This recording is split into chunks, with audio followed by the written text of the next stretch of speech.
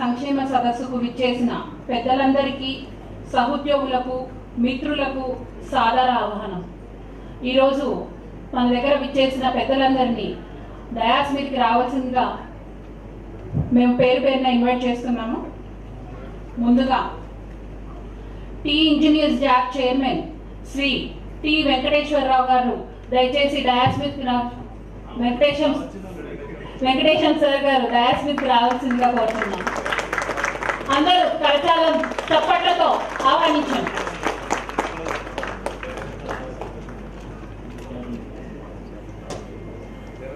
రాంప్రసాద్ రెడ్డి గారు వేదిక మీద ఆహ్వానిస్తున్నామండి.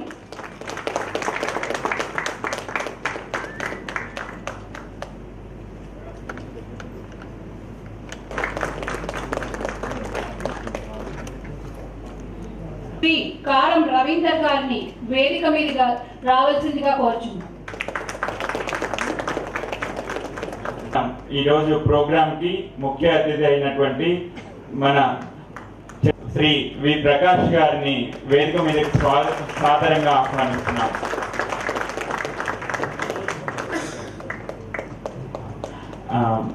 ఇప్పుడు మన TNGO Hyderabad district president Shri Pratap గారిని వేదిక మీదకి సాదరంగా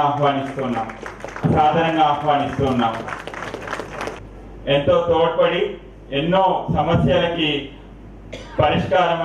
పరిష్కార వేదిక అయినటువంటి మన institute of India Telangana state chairman Shri Rameswararao గారిని వేదిక స్వాగతిస్తున్నాం. AT association president Shrimati Rama madam గారిని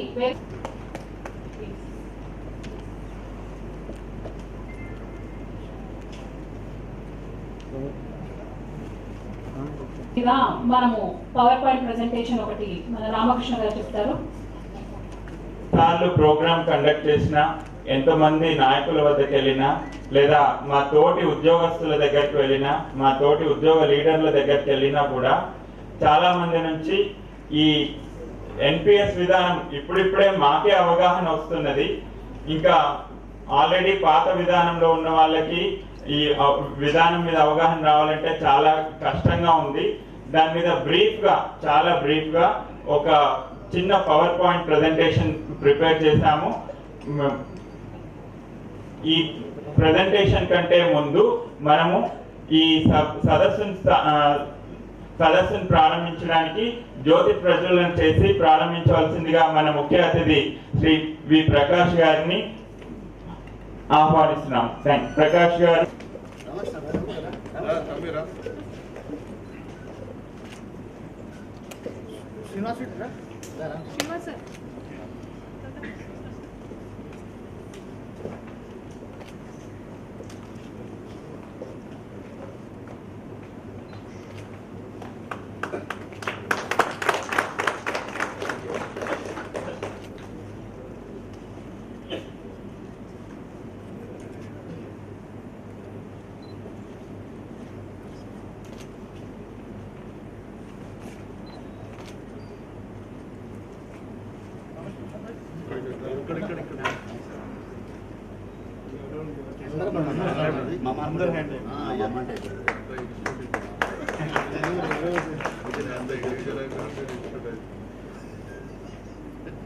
మీద కానీ సామాజిక సమస్యల మీద కానీ చాలా తక్కువ మంది వాళ్ళ ఈ విషయాన్ని ముందుకు తీసుకెళ్తూ ఉంటారు. అలాంటి ప్రయత్నంలో భాగంగానే ఇప్పుడు దేశవ్యాప్తమైన ఈ సిపిఎస్ మహమ్మారి గురించి మా తరహాలో ఒక చిన్న అనాలిసిస్ చేశాము. దాన్ని మన ప్రోగ్రామ్ ముఖ్య అతిథులుగా విచ్చేసినటువంటి మన ప్రకాష్ గారి ముందు, అలాగే అందరి అతిథుల ముందు ఉంచి ఈ అనాలిసిస్ ని కూలంకషంగా పరిశీలించి తగు చర్యలు తీసుకోవాల్సిందిగా మేము అందరం కోరుతూ ఉన్నాము.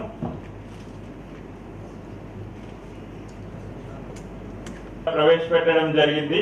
దీన్ని మన తెలంగాణ ప్రభుత్వం, మన కంబైన్డ్ ఆంధ్రప్రదేశ్ ప్రభుత్వం ఉన్నప్పుడు తన స్టేట్ ఉద్యోగులందరికీ కూడా 1/9/2004 అంటే సెప్టెంబర్ 1వ తారీఖు 2004 నుండి వర్తింపజేసేటట్టుగా ఇక్కడ చట్టం చేయబడింది. ఈ బ్రీఫ్ గా ఈ న్యూ పెన్షన్ స్కీమ్ లో ఉన్న విధానం ఏంటి, ఈ పెన్షన్ విధానం ఏ రకంగా వర్క్ చేస్తుంది అనేది చూద్దాం. ఇప్పుడు ఇందులో ఈ నూతన పెన్షన్ విధానం అనేది పూర్తిగా గవర్నమెంట్ మీద, గవర్నమెంట్ కాంట్రిబ్యూషన్ 10%, గవర్నమెంట్ నుండి వచ్చే ఫండ్స్ కాకుండా employee share 10%, government share contribution 10% తీసుకుని ఒక ఎన్పిఎస్ ట్రస్ట్ లో పెట్టుబడి పెడతారు. అందులో 2 రకాల పెట్టుబడులు ఉన్నాయి. ఒకటి టైర్ 1, టైర్ 2 అనేది.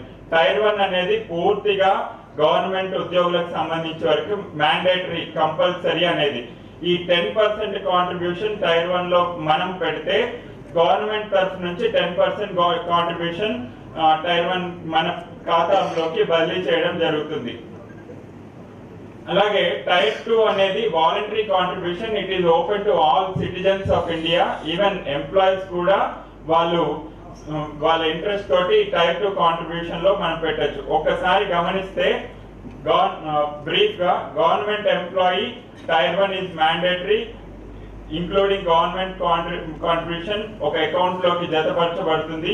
ఇది నాన్ విత్డ్రాయబుల్ అకౌంట్, అంటే మధ్యలో మనం ఎట్టి పరిస్థితుల్లో దీని నుంచి విరమించుకోలేము. అలాగే టైర్ 2 ఇది నాన్ గవర్నమెంట్ కాంట్రిబ్యూషన్, అంటే స్వచ్ఛందంగా ఎవరైనా ఈ టైర్ 2 లో పెట్టుబడి పెట్టవచ్చు. ఇవన్నీ కూడా ఎన్ఎస్డిఎల్ అనే సంస్థ ద్వారా ఇన్స్ట్రక్షన్స్ ఇచ్చి ఈ ఫండ్ మేనేజ్మెంట్ అనేది చేయడం జరుగుతుంది. అంటే ఇందులో బ్రీఫ్ గా కొన్ని పదాలు, అంటే ఇప్పటి వరకు కొత్తగా మనం వినని పదాలు వింటూ ఉంటే అవేంటో అని ఉంటాయి కదా. సబ్స్క్రైబర్ అంటే గవర్నమెంట్ ఎంప్లాయీ. పిఓపి అంటే ఆ ఫండ్ ని కలెక్ట్ చేసే సోర్స్, ఫండ్ ని కలెక్ట్ చేసే ఆర్గనైజేషన్. స్టేట్ గవర్నమెంట్ ఎంప్లాయీస్ వచ్చే వరకు నోడల్ ఆఫీసర్స్ అంటే DDO and treasury PaO officers, ఎందుకంటే మన డబ్బుల్ని వీళ్ళు మేనేజ్ చేస్తారు. అలాగే టైర్ 2 లో ప్రైవేట్ ఎంప్లాయీస్ కానీ అదర్ ఇండియన్ సిటిజన్స్ కి పిఓపిస్ అంటే బ్యాంక్స్, పోస్ట్ ఆఫీసెస్ తదితర సంస్థలన్నీ పిఓపిస్ అని అక్కడ ప్రైవేట్ ఎంప్లాయీస్ కంటాం.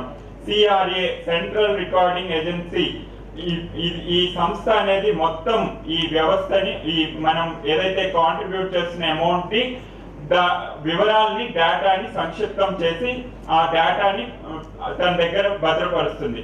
ట్రస్ట్ బ్యాంక్ ఏంటంటే ఈ ఫండ్ ఏదైతే కలెక్ట్ చేయబడిందో పిఓపిస్ ద్వారా అది ఒక అకౌంట్ లోకి, బ్యాంక్, ఈ ట్రస్టీ బ్యాంక్ లోకి డిపాజిట్ చేయబడుతుంది.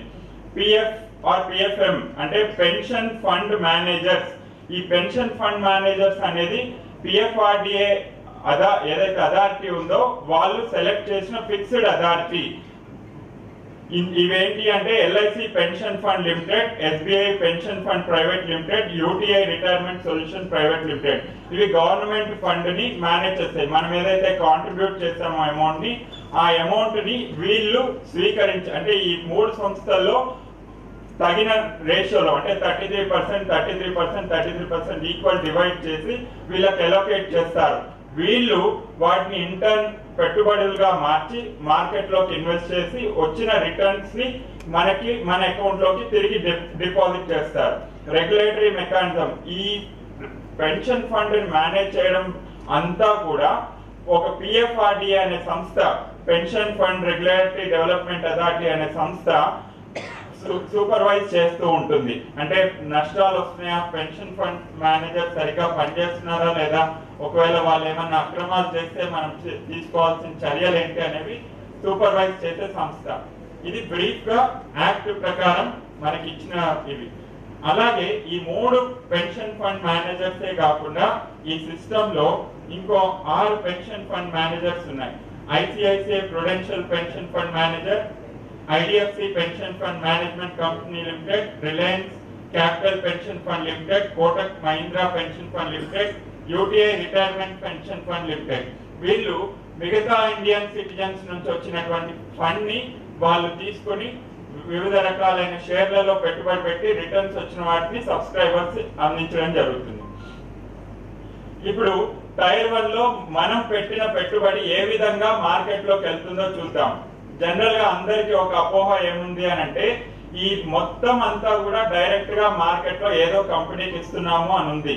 అయితే ఇందులో గవర్నమెంట్ ఏం చేసింది అని అంటే, అటు వచ్చే రిటర్న్స్ ని బ్యాలెన్స్ గా మరి మొత్తం నష్టపోకుండా ఏదో ఒక మెకానిజం చేద్దామని చెప్పి ఏర్పాటు చేసి రిస్కీ పాలసీస్ 15% వరకు మనీ మార్కెట్ ఇన్స్ట్రుమెంట్స్, అంటే ఇప్పుడు ఏదైతే మనం అనుకున్నామో ప్రైవేట్ కంపెనీస్ కానీ అట్లాంటి శాతం ఫండ్ మనం ఏదైతే ఇన్వెస్ట్ చేస్తున్నామో మార్కెట్ లో, that is subjected to pure more risk group. మిగతా 60 నుంచి 75% వరకు ఇట్స్ అ బ్యాలెన్స్డ్ ఫండ్. దీన్ని బట్టి మనకి ఏమర్థం అవుతుంది అంటే, మనం చూస్తూ ఉన్నాం ఇప్పుడున్న స్టాండర్డ్ బట్ లో. టైర్ 2 కింద 3 గ్రూపులు ఉన్నాయండి. Equities, corporate bonds, government bonds. Equities అంటే రిస్క్ హై, కార్పొరేట్ బాండ్స్ అంటే క్రెడిట్ రిస్క్, మోడరేట్ ప్రాఫిట్. అంటే ఎట్లా చెప్పొచ్చు అని అంటే 75 రిస్క్, 25 రిటర్న్. హై రిస్క్ అంటే టోటల్ 100% హై రిస్క్ ఈక్విటీస్ లో. గవర్నమెంట్ బాండ్స్ అంటే రిస్క్ లో, ప్రాఫిట్ లో. క్లియర్ కట్ గా దాన్ని డిఫైన్ చేయడం జరిగింది. గవర్నమెంట్స్ లో డెట్స్ లో ఇన్వెస్ట్ చేస్తే రిస్క్ తక్కువే ఉంటుంది, వచ్చే రిటర్న్ ఏదో ఉంటుంది కానీ చాలా తక్కువ ఉంటుంది. No active choice investment amount ECG as per choice of the subscriber without link to his age. ఇవన్నీ కూడా ప్రైవేట్ సెక్టర్ కాబట్టి దీన్ని మనం తక్కువ ఫోకస్ చేస్తున్నాం ఇప్పుడు. నెక్స్ట్ ఈ విత్డ్రాల్స్. మొన్నటి వరకు అసలు మనం ఎంతో పోరాటం చేసినా కూడా ఇదివరకు జీపీఎఫ్ ఫండ్ లో ఎప్పుడైతే అవసరమైతే అప్పుడు ఎంప్లాయీస్ కి వాళ్ళ కుటుంబ అవసరాలకు తగ్గట్టు వాళ్ళ జీపీఎఫ్ అమౌంట్ విత్డ్రా చేసుకునే ఫెసిలిటీ ఉండేది. మొన్న లాస్ట్ ఇయర్ వరకు కూడా ఆ ఫెసిలిటీ స్కీమ్ లో లేదు.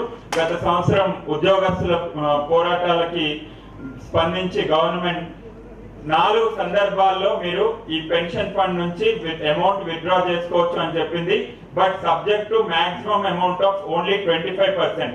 అది ఏ సందర్భాల్లో అంటే పిల్లల చదువుల గురించి, వాళ్ళ పెళ్లిళ్ళు మ్యారేజెస్ గురించి, లేదా ఇల్లు కన్స్ట్రక్షన్ ఆఫ్ హౌసెస్ గురించి, లేదా ఏమన్నా మెడికల్ ట్రీట్మెంట్స్, ఇల్ హెల్త్, చాలా క్రిటికల్ ఇల్ హెల్త్ ఉన్న కండిషన్స్ లో దే కెన్ విత్డ్రా అని చెప్పింది.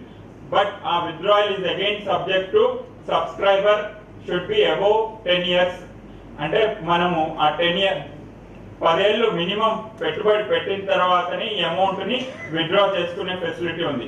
And also withdrawal not more than 25% of the subscriber part. That to 3 times withdrawal in entire career of government servant with an exception of chronic health condition. అంటే ఒక్క chronic health conditions లో తప్పితే మిగతా సందర్భాల్లో ఉద్యోగి తన సొమ్మును తీసుకోవాలి అని అంటే అది వీలు పడదు. అలా చట్టం రూపొందించబడింది. అలాగే ఒక విత్డ్రాయల్ కి మరో విత్డ్రాయల్ కి మధ్య కనీసం 5 సంవత్సరాల గ్యాప్ ఉండాలనే మరొక నిబంధన చేర్చింది. అంటే మన హక్కు, మన సొమ్ము, మనం పెట్టిన సొమ్ముని తీసుకోవడానికి రకరకాలైనటువంటి కండిషన్స్ ఈ స్కీమ్ లో ఉన్నాయన్నమాట. అలాగే టైర్ 2 లో అయితే మాత్రం గవర్నమెంట్ సబ్స్క్రైబర్ చాయిస్, ఎప్పుడంటే అప్పుడు తీసుకోవచ్చు. ఇంకా ఇది మనం ఎప్పటి నుంచో అడుగుతున్నాం దాని నుంచి ఎలా ఎగ్జిట్ అవ్వాలి అని. బట్ స్టేట్ గవర్నమెంట్ పరంగా చూస్తే ఒకసారి అగ్రిమెంట్ చేసుకున్నాక ఒక స్టేట్ గవర్నమెంట్ పూర్తిగా ఎగ్జిట్ అవ్వాలంటే ఎటువంటి విధానం రూపొందించలేదు. ఈ చట్టంలో ఎటువంటి ప్రొవిజన్ పెట్టడం జరగలేదు. కానీ సబ్స్క్రైబర్ మాత్రం ఎగ్జిట్ అవ్వచ్చు. ఏ సందర్భాల్లో అంటే డెత్ వైలింగ్ సర్వీస్. ఒకవేళ ఎంప్లాయీ కనుక సర్వీస్ లో ఉన్నప్పుడు చనిపోతే he will get total amount refunded, 100% amount total గా రిఫండ్ చేయబడుతుంది. ఒకవేళ ఎగ్జిట్ ఆన్ సూపర్ యాన్యుయేషన్ అంటే రిటైర్ అయిన సందర్భంలో తను మొత్తం పెట్టుబడి పెట్టిన దాంట్లో 60% వారికి ఇస్తారు. మిగతా 40% మాత్రం ఖచ్చితంగా ఆ ఎంప్లాయీ గవర్నమెంట్ ప్రొవైడ్ చేసినటువంటి ఏదో ఒక యాన్యుటీలో పెట్టుబడి పెట్టి పెన్షన్ రూపేణా తను తీసుకోవాల్సి ఉంటుంది. ఈ యాన్యుటీస్ లో రకరకాలైనటువంటి చాయిస్లు ఉన్నాయి, అది తర్వాత చూద్దాం. ఎందుకంటే పూర్తిగా ఎంప్లాయీ 100 ఏళ్ళు బతుకుంటే ఎంత అమౌంట్ పెన్షన్ వస్తుంది, ఒకవేళ అమౌంట్ తిరిగి రావాలి అని అనుకుంటే చనిపోయాక ఎంత పెన్షన్ వస్తుంది, తను చనిపోయాక కూడా తన ఫ్యామిలీకి పెన్షన్ రావాలంటే ఎంత, ఇలా 100 కండిషన్స్ పెట్టి మన నెత్తి మీద రుద్దడం జరిగింది. ఇంకోటి నెక్స్ట్ ప్రీ మెచ్యూర్ ఎగ్జిట్. ఒకవేళ నేను ఇవన్నీ కాదు, నేను గవర్నమెంట్ జాబ్ నుంచి వెళ్ళిపోతున్నా, లేకపోతే నాకు ఈ స్కీమే వద్దు అని డిసైడ్ చేసుకున్నారు అనుకోండి, అప్పుడు వాళ్ళు ఏం చేస్తారంటే మ్యాండేటరీగా 80% of the amount should be invested with the annuities, అంటే ఆ పెన్షన్ ని నువ్వు కొనుక్కోవాల్సిందే. Only 20% will be given to subscriber.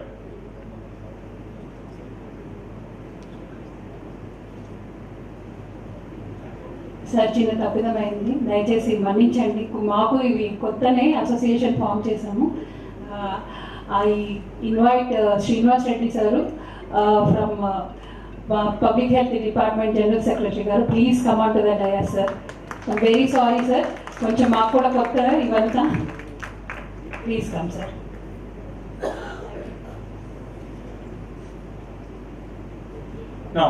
ఇప్పుడు స్టాటిస్టిక్స్ పరంగా అసలు గవర్నమెంట్ ఎందుకు ఈ పిఎఫ్ఆర్డిఏ చట్టాన్ని ప్రవేశపెట్టిందో ఒకసారి చూద్దాం. ఈ పిఎఫ్ఆర్డిఏ చట్టాన్ని ప్రవేశపెట్టే ముందు గవర్నమెంట్ ఒక కమిటీని వేసిందండి.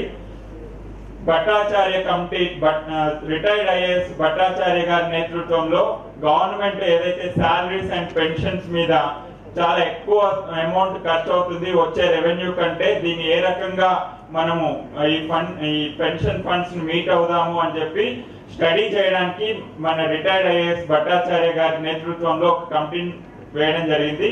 వారు కూలంకషంగా ప్రతి సెంట్రల్ గవర్నమెంట్ లో ఉన్న ఖర్చుల్ని, స్టేట్ గవర్నమెంట్ లో ఉన్న ఖర్చుల్ని దృష్టిలో పెట్టుకుని ఒక రిపోర్ట్ ని తయారు చేసి దాన్ని 2003లో గవర్నమెంట్ కి సమర్పించడం జరిగింది. ఒక్కసారి చూద్దాము.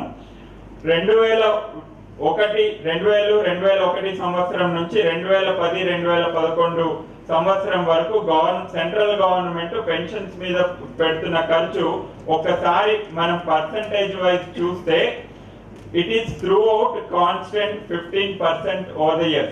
ఇది ఈ పాయింట్ మనం నోట్ చేసుకోవాలి. బట్ ఎక్స్పెండిచర్ వైజ్ చూస్తే 2000 సంవత్సరంలో ఏదైతే 2900 కోట్లు ఈ పెన్షన్స్ మీద ఎక్స్పెండిచర్ చేయడం జరుగుతుందో 2011 వచ్చేసరికి 10,000 కోట్లు అయింది. ఈ 10,000 కోట్లు అనే సంఖ్య పెద్దగా ఉండేసరికి ప్రభుత్వంకి ఆలోచన వచ్చి ఆ కమిటీ నియమించడం జరిగింది. అలాగే ఈ 10,000 కోట్లలో కూడా majority of the pensions is going to the armed forces. అంటే 1.5% మొత్తం ఫండ్ లో 100% అనుకుంటే అరౌండ్ 60-70% ఆర్మడ్ ఫోర్సెస్ పెన్షన్స్ కి ఖర్చు అవ్వడం జరుగుతుంది. మిగతావన్నీ స్టేట్ సివిలియన్ ఎంప్లాయీస్ కి ఖర్చు అవ్వడం జరుగుతుంది. మన స్టేట్ వైజ్ వచ్చేసరికి స్టేట్ లో చూసుకుంటే 2007-8 సంవత్సరంలో 5,000, అంటే ఇది అప్పటికి ఇంకా మన combined Andhra Pradesh state, Telangana state వచ్చేసరికి కొన్ని ఇంకా రికార్డ్స్ అవైలబిలిటీ మా దగ్గర రాలేదు. 2007-8 సంవత్సరంలో 5,092 కోట్లు. అదే 2013-14 సంవత్సరానికి వచ్చేసరికి 14,209 కోట్లు. అది పొరపాటు సార్, 14,200 కోట్లు సార్. నో తెలంగాణ స్టేట్ లో ఈ రోజు పెన్షన్ ఖర్చు ఉండేది 9,000 కోట్లు పర్ యానం. అంటే ఈ రోజు, అంటే స్టాటిస్టిక్స్ మాకు మొన్ననే వచ్చాయి, ఈ పీపీటీలో పొందుపరచలేదు. బట్ యాజ్ ఆన్ టుడే మన తెలంగాణ స్టేట్ లో పెన్షన్స్ మీద ఉన్న ఖర్చు 9,000 కోట్లు. ఒకసారి ఈ పర్సెంటేజ్ ఆఫ్ ఎక్స్పెండిచర్ గ్రోత్ చూసుకుంటే ఈ గత 6 సంవత్సరాల్లో 9.4% నుంచి 11.2%కి పెరిగింది. అలాగే ఈ మన రెవెన్యూ మీద అంటే టోటల్ ఎక్స్పెండిచర్ మీద కూడా గ్రోత్ చూసుకుంటే 8 నుంచి 17%. అంటే రెవెన్యూ ఏ విధంగా పెరుగుతుందో మన పెన్షన్ ఖర్చు కూడా అదే విధంగా పెరుగుతుంది బికాస్ ఆఫ్ ప్రైస్ ఇండెక్స్. మనందరికీ తెలుసు price index is much more higher than this. So percentage of total expenditure growth చూసుకుంటే 14 నుంచి 23 వరకు పెరిగింది. సో గవర్నమెంట్ దగ్గర ఉన్న ఆలోచన ఏంటంటే ఈ పెన్షన్ ఫండ్ ని మేనేజ్ చేయడానికి మన వల్ల కాదు, సో ఈ ఎన్పిఎస్ సిస్టమ్ లో జాయిన్ అయిపోదాం అని చెప్పి అప్పుడు వైఎస్ రాజశేఖర రెడ్డి గారు గౌరవ ముఖ్యమంత్రిగా ఉన్నప్పుడు 2004 సంవత్సరంలో మనం మేము కూడా పిఎఫ్ఆర్డిఏ చట్టం ద్వారా ఎన్పిఎస్ లో జాయిన్ అయిపోతున్నాము అని చెప్పి ఒక జీవో ఇష్యూ చేశారు. ఇప్పుడు అది డేట్ ఆఫ్ నోటిఫికేషన్ ఎప్పుడు వచ్చింది అంటే 22/9/2004లో, but implemented from 1/9/2004 combined state of Andhra Pradesh. Telangana వరకు వచ్చేసరికి మనం మొన్ననే నోటిఫికేషన్ ఇచ్చిన గవర్నమెంట్ పిఎఫ్ఆర్డిఏ కి లెటర్ రాయడం జరిగింది 2014లో. మేము కూడా ఎన్పిఎస్ ట్రస్ట్ లో కొనసాగుతున్నామని చెప్పి. ఒకసారి ఈ ఎన్పిఎస్ ట్రస్ట్ అసలు ఎందుకు నిరాశాజనకంగా ఉంది అని పరిశీలిస్తే ఇందులో పెట్టుబడి పెట్టే వారి సంఖ్యను చూస్తే మనకు అర్థమవుతుంది. ఇందులో పెట్టుబడి పెట్టేది 34% సెంట్రల్ గవర్నమెంట్స్ అయితే more than 50%, about nearly half of the 50% is fund collected from state government employees. Corporate sectors మనం జనరల్ గా చూస్తుంటాం, కార్పొరేట్ సెక్టర్స్ చాలా వైజ్ గా ఇన్వెస్ట్మెంట్ చేస్తూ ఉంటారని. మరి ఎందుకో ఈ స్కీమ్ పట్ల పెద్దగా ఆకర్షితులు అవ్వలేదు. ఓన్లీ 10% కార్పొరేట్ సెక్టర్స్ మాత్రమే ఇందులో ఇన్వెస్ట్ చేయడం జరిగింది. ఇంకా ఆల్ సిటిజన్స్ అంటే వాలంటరీగా 3%, అటల్ బిహారీ పెన్షన్ యోజన స్కీమ్ కింద 2% మాత్రమే ఈ స్కీమ్ లో పెట్టుబడి పెట్టడం జరిగింది. ఎందుకు అని అంటే over these years the performance of the fund managers is quite low. Now ఇప్పటి వరకు తెలంగాణ గవర్నమెంట్ ఎంప్లాయీస్ మన మే 2018 వరకు 136,341 మంది ఉద్యోగుల నుంచి ఇందులో పెట్టుబడి పెట్టింది 3,675 కోట్లు. ప్రస్తుతం మన ఉద్యోగుల సంఖ్య దాదాపు 149,000కి చేరుకుంది. Now main drawbacks of the system, ఎందుకు ఈ పెన్షన్ ఫండ్ వద్దనుకుంటున్నాం మనము అనేది క్లియర్ కట్ గా ప్రతి ఒక్కరికి చెప్పాల్సిన అవసరం ఉంది. అసలు పిఎఫ్ఆర్డిఏ యాక్ట్ లో ఫస్ట్ ప్రియాంబుల్ లో ఏం చెప్తారు అంటే this NPS system is introduced to provide a safe and secured income to the old age citizens of India అనేది ముఖ్య ఉద్దేశంగా ఈ చట్టాన్ని రూపొందించడం జరిగింది అని ప్రియాంబుల్ లో చెప్తారు. కానీ returns from the markets are subject to stock market variations అని మళ్ళా కింద ఒక క్లాజ్ లో పొందుపరిచారు కనబడకుండా. The returns from the investments are not guaranteed by this act అని చెప్పి పొందుపరచడం జరిగింది. అంటే దాని మీనింగ్ ఏంటంటే మీరు మార్కెట్ కనుక ఒకవేళ కొలాప్స్ అయిపోతే యూ మే గెట్ లో పెన్షన్, అంటే ఎంత తక్కువ పెన్షన్ అన్నా రావచ్చు, ఈవెన్ అసలు పెన్షనే రాకపోవచ్చు. That is bother of your fund manager, మాకు సంబంధం లేదు అని చెప్పి ఈ ఎన్పిఎస్ ట్రస్ట్ కూడా ఎటువంటి సంబంధం ఉండదు, మేమేం గ్యారంటీ ఇవ్వం, మీకు తిరిగి అమౌంట్ ఇస్తామని చెప్పి చెప్పడం ఆ చట్టంలో రూపొందించడం జరిగింది. కానీ మనం ప్రభుత్వం ఈవెన్ ప్రైవేట్ ఎంప్లాయీ సెక్టర్స్ ఏదైతే ఎంప్లాయీ ప్రావిడెంట్ ఫండ్ కానీ ఎంప్లాయీ పెన్షన్ స్కీమ్ కానీ ఏదైతే చట్టం ప్రకారం రూపొందించడం జరిగిందో ఒక ట్రస్ట్ ని పెట్టి, ఆ ట్రస్ట్ యాక్ట్ లో ఉందండి ఇంకా ఏమని అని అంటే the investment made by the subscriber or employee shall be returned without any deficit if the market is put to loss. అంటే మార్కెట్ లో కనుక నష్టం వస్తే ఇన్వెస్టర్ ఏదైతే పెట్టాడో ఆ అమౌంట్ ని కనీసం ఆ అమౌంట్ ని తిరిగి ఇవ్వాలి అని చెప్పి ప్రైవేట్ ఎంప్లాయీస్ కున్న సెక్యూరిటీ ఇప్పుడు మన గవర్నమెంట్ ఎంప్లాయీస్ కున్న సెక్యూరిటీ లేకుండా అయింది ఈ యాక్ట్ ద్వారా. Amount of corpus accumulated is not enough. ఇంకా ఇప్పుడు మనం 2005లో ఫర్ ఎగ్జాంపుల్ నేనే జాయిన్ అయ్యాను, middle level category employee in the government. నా అంటే మొత్తం హైయెస్ట్ నుంచి లోయెస్ట్ క్యాడర్ వరకు తీసుకుంటే AW is approximately middle level category employee. మేము 15 ఏళ్ళు సర్వీస్ చేశాక మా అకౌంట్ లో మొత్తం జమ అయింది 10 లక్షలు. ఈ 10 లక్షలు ఇన్వెస్ట్మెంట్ 10% రిటర్న్ అని చూపించి దాదాపు 14 లక్షలు ఈరోజు చూపిస్తున్నారు. దానికి ఒకవేళ కనుక నేను ఇప్పుడు ఇమ్మీడియట్ గా సపోజ్ సర్వీస్ లో నాకేమన్నా అవుతే తిరిగి వచ్చేది ఏం లేదు, 0 పెన్షన్. ఒకవేళ మా ఫ్యామిలీ కనుక పెన్షన్ అడాప్ట్ చేసుకుందాము అన్నా కూడా 80% ఆఫ్ ది అమౌంట్ ఇన్వెస్టెడ్, అంటే దాదాపు 12 లక్షలు వాళ్ళే ఉంచుకుని 2-3 లక్షలు మా కుటుంబానికి ఇవ్వడం జరుగుతుంది. పోనీ ఆ పెన్షన్ 12 లక్షలకి ఎంత వస్తుంది అంటే మనకి యాన్యుటీస్ అని వెబ్సైట్ లో ప్రొవైడ్ చేయడం జరిగింది. దాన్ని కూడా మీకు లాస్ట్ ఎగ్జాంపుల్ చూపిస్తాను. ఆ 12 లక్షలు ఇన్వెస్ట్ చేస్తే నాకు వచ్చే పెన్షన్ ఎంత అంటే నా కుటుంబానికి 6,000 రూపాయలు. ఈరోజు మనందరికి తెలుసు 6,000 రూపాయలతో ఒక నలుగురు ఉన్న కుటుంబం, చిన్న కుటుంబం అయితే 4, ఇంకా పెద్ద కుటుంబం అయితే 6 నుంచి 8 మంది మినిమం. ఇప్పుడు న్యూక్లియర్ ఫ్యామిలీస్ కాబట్టి వాళ్ళు బతకడం ఎంత కష్టమో మనందరికీ తెలుసు. So that is the major deficit of this NPS fund. Amount of corpus accumulated is not enough to provide a respectable pension. ఒకవేళ నేను పూర్తిగా బతుకున్నాను అనుకోండి, 33 ఏళ్ళు సర్వీస్ చేసి రిటైర్ అయినా కూడా మొత్తం pension fund 10% rate of return తోటి క్యాల్కులేట్ చేస్తే నాకు వచ్చే పెన్షన్ 20,000 రూపాయలు. ఎప్పుడు 2038 సంవత్సరంలో. ఈ రోజు ఉన్న ఇన్ఫ్లేషన్ ఇండెక్స్ ప్రకారం తీసుకుంటే అప్పుడు వచ్చే 20,000 రూపాయలు మనకి 10,000 రూపాయలు కూడా సమానం కాదు. మరి అటువంటి పరిస్థితుల్లో ఓల్డ్ ఏజ్ లో ఉన్నటువంటి ఎంప్లాయీ ఏ రకంగా సర్వైవ్ అవ్వగలుగుతాడు? ఇంకా మన దురదృష్టం ఏంటంటే ఈ స్కీమ్ లో ఎంప్లాయీ హెల్త్ స్కీమ్ కూడా ఎలిజిబుల్ కాదు రిటైర్ అయిపోయాక.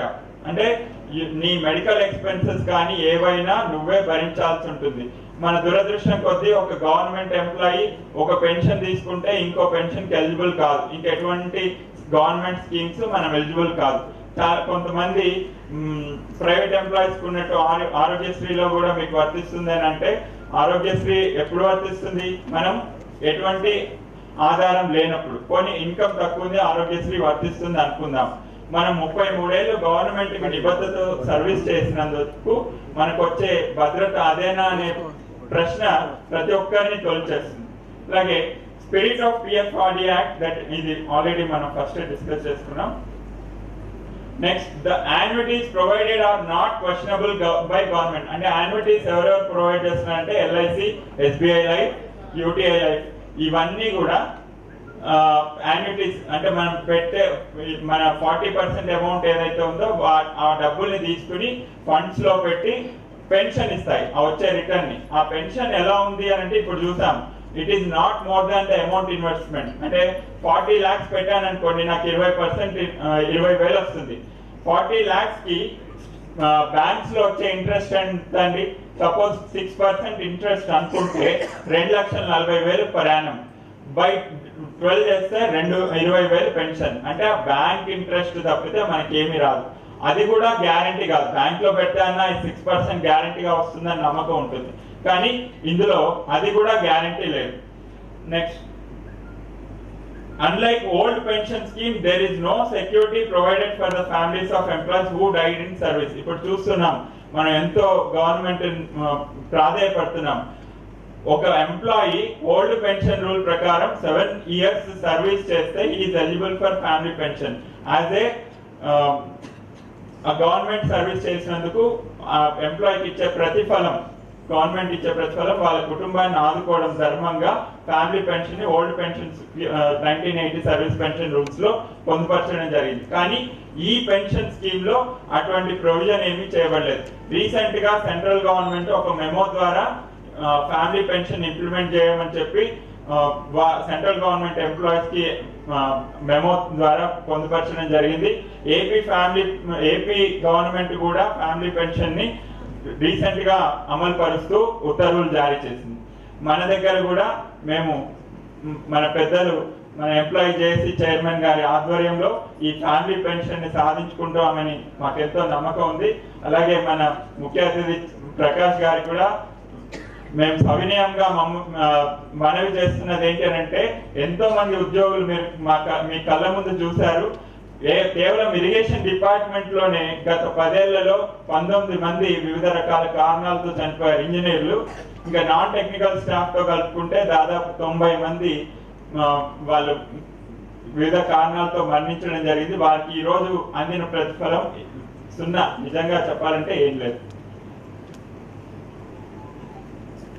ఈ ఫ్యామిలీ పెన్షన్ అనేది ఈపీఎఫ్ లో కూడా పొందుపరిచింది, కానీ గవర్నమెంట్ ని నెగ్లెక్ట్ చేయడం జరిగింది. అలాగే ఇంకొక మేజర్ ఫ్లా ఇందులో ఏంటంటే గవర్నమెంట్ ఎటువంటి షేర్స్, అంటే షేర్ అంటే జూదం లాగానే, దాన్ని డైరెక్ట్ గా తన మనీని ఇన్వెస్ట్ చేయకూడదు. కానీ ఏమవుతుంది, ఇప్పుడు మన ద్వారా ఈ మార్కెట్ లోకి 40% అమౌంట్ ని ట్రాన్సాక్షన్స్ చేస్తుంది. ఇది against the law related to act కానీ అగైనెస్ట్ ద జస్టిస్ లానే కనిపిస్తూ ఉంటుంది మనకి. సరే, ఇంకా మనం కాంట్రిబ్యూటరీ పెన్షన్ స్కీమ్ సరే సెంట్రల్ గవర్నమెంట్ ఇంప్లిమెంట్ చేసింది, స్టేట్ గవర్నమెంట్స్ కూడా కాన్సిక్వెంట్ గా అడాప్ట్ చేసుకున్నాయి. కానీ సెంట్రల్ గవర్నమెంట్ కి స్టేట్ గవర్నమెంట్ ఎంప్లాయీస్ కి కొన్ని తేడాలు ఉన్నాయండి. అవేంటో, ఎందుకు ఆ తేడా వల్ల పెన్షన్ ఫండ్ సరిగ్గా రాదో ఒకసారి చూద్దాం. Average age of recruitments in central government is very fair. అంటే రెగ్యులర్ నోటిఫికేషన్స్, ఇమీడియట్ రిక్రూట్మెంట్స్ ఇవన్నీ జరుగుతూ ఉంటాయి కాబట్టి average age of recruitment is very fair. But మన దగ్గరకు వచ్చేసరికి మనం చూస్తూనే ఉన్నాం, గత కంబైన్డ్ ఆంధ్రప్రదేశ్ స్టేట్ లో దాదాపు 10 సంవత్సరాలు ఎటువంటి నోటిఫికేషన్స్ లేవు, రిక్రూట్మెంట్స్ కూడా టీచర్స్ వరకే లిమిట్ అయి ఉన్నాయి. దానివల్ల ఏమైందంటే ఈవెన్ 44 సంవత్సరాలు వచ్చిన వాళ్ళు కూడా స్టేట్ గవర్నమెంట్ లో తర్వాత వచ్చిన నోటిఫికేషన్స్ లో జాయిన్ అవ్వడం జరిగింది. అలాంటి వాళ్ళకి 15 ఏళ్లలో అక్యుములేట్ అయ్యే ఫండ్ చాలా తక్కువ. మరి ఇంకా వాళ్ళకి పెన్షన్ ఏమొస్తుంది? This is a big questionable mark. అలాగే central government average age index తీసుకుంటే అరౌండ్ 30 to 38 ఇయర్స్ మధ్యలో ఉంది. Maximum will be 38 years. Now above ఈ ఫ్యాక్టర్స్ అన్ని కలిసి ఒక సెంట్రల్ గవర్నమెంట్ ఎంప్లాయీ అకౌంట్ లో పెన్షన్ ఫండ్ అక్యుములేట్ అయ్యేది రీజనబుల్ గా ఉంటుంది. స్టేట్ గవర్నమెంట్ ఎంప్లాయీకి మాత్రం ఆ ఫండ్ వెరీ లో. ఇప్పుడు మనం చూస్తున్నాం, మొన్న మా దగ్గర ఒక వృత్తి విద్యా కోర్సులో ఒక ఎంప్లాయీ రిటైర్ అయ్యారండి. ఇదే స్కీమ్ లో 44 కంపాషనేట్ కాదు, కాంట్రాక్ట్ బేసిస్ లో అపాయింట్ అయ్యి తర్వాత 15 ఏళ్ళు సర్వీస్ చేసిన తర్వాత రెగ్యులరైజ్ అయ్యి మొన్న రీసెంట్ గా రిటైర్ అయ్యారు. ఆయనకు వచ్చిన పెన్షన్ సిపిఎస్ విధానం ద్వారా 900 రూపాయలు. ఆయనకి ఈహెచ్ఎస్ లేదు, ఈ పెన్షన్ సరిపోదు. గవర్నమెంట్ ఇచ్చే ఆసరా పెన్షన్ ఆయనకు అందదు, 3000 కూడా అందదు. ఆయన తన ఖర్చులు ఎలా మీట్ అవ్వగలుగుతాడు, తన కుటుంబాన్ని ఎలా పోషించుకోగలుగుతాడు? ఒకవేళ తన కొడుకులు ఆదుకోకపోతే ఆ పరిస్థితి తలుచుకుంటేనే గవర్నమెంట్ ఉద్యోగులు అందరం మనస్ఫూర్తిగా హృదయపూర్వకంగా మేము ఈ ఉద్యోగంలో పాలు పంచుకోలేకపోతున్నాం. అయినా కూడా మనందరం ఎంత పని చేస్తున్నామో మనందరికీ తెలుసు. అలాగే ద స్కీమ్ హ్యాస్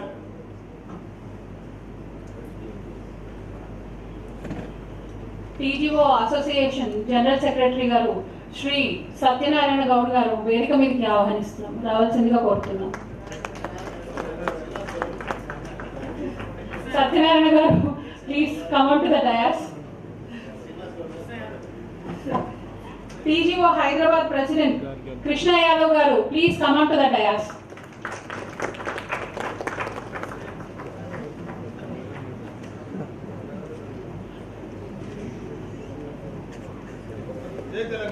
జై తెలంగాణ.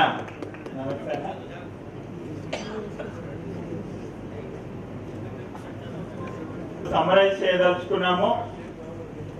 ఈ కాంట్రిబ్యూటరీ పెన్షన్ స్కీమ్ లో ఎటువంటి కమ్యూటేషన్ ఆఫ్ పెన్షన్ కానీ ఓల్డ్ పెన్షన్ స్కీమ్ లో ఉన్నట్టు ఫ్యామిలీ పెన్షన్ కానీ revision of pension with every PRC are payment of డేర్నెస్ relief కానీ మెడికల్ ఫెసిలిటీస్ కానీ ఏవి కూడా లేవు. ఒక్క గ్రాట్యుటీ మాత్రం దయతలిచి సెంట్రల్ గవర్నమెంట్ గత 2 ఏళ్ల కింద ఒక నోటిఫికేషన్ ఇస్తే మన గవర్నమెంట్ కూడా అడాప్ట్ చేసుకుంటూ గత సంవత్సరం జీవో ఇచ్చింది. ఇప్పటికి కూడా దాన్ని ఏ రకంగా ఇంప్లిమెంట్ చేయాలో ఇంకా గైడ్ లైన్స్ పొందుపరచలేదు. అది కూడా త్వరలో వస్తుందని మనం ఆశిద్దాం. ఇప్పుడు సమస్య తెలుసు, స్టేట్ గవర్నమెంట్స్ అన్నిటికి డబ్బులు ఖర్చు చేయడం, వచ్చే రెవెన్యూని బట్టి చాలా ఖర్చు, ఈ ఖర్చును మనం భరించలేము, శాలరీస్ పెన్షన్స్ భరించలేము అని చెప్పి ఒకటి ఉంది. మరి ఏంటి ఆల్టర్నేటివ్స్? ఒక పక్కేమో ఖర్చు, ఒక పక్కేమో పూర్తిగా ఎంప్లాయీని అగాధంలో పడేసే పరిస్థితి ఈ కాంట్రిబ్యూటరీ పెన్షన్ స్కీమ్ వల్ల. సో ఈ రెండింటిని బ్యాలెన్స్ చేస్తూ మనం ఏమన్నా చేయవచ్చా? ఇప్పుడున్న పరిస్థితుల్లో. యాక్చువల్గా ఈ ఆల్టర్నేటివ్స్ అన్నీ కూడా మన విశ్రాంత ఐఏఎస్ భట్టాచారి గారి కమిటీ రిపోర్ట్లో పొందుపరచడం జరిగింది.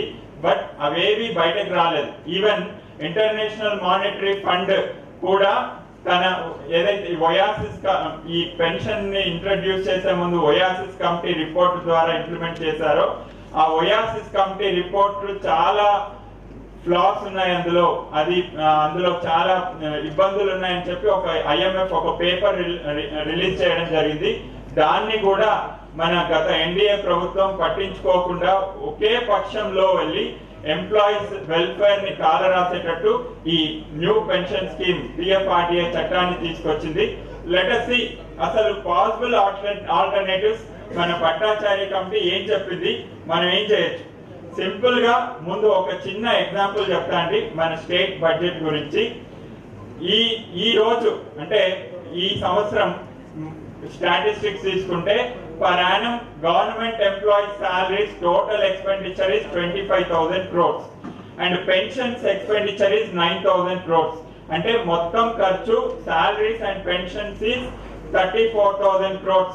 అంటే కొన్ని పేపర్లలో మేము ఇంతకు ముందు చూసాము, దాన్ని ఇట్ ఈస్ టోటల్ రెవెన్యూలో 50% మొత్తం ఈ పెన్షన్స్ సాలరీస్ కే పోతుంది అని దాన్ని ఎగ్జాగరేట్ చేసి రాశారు. అసలు 50% పోతుంది నిజమే.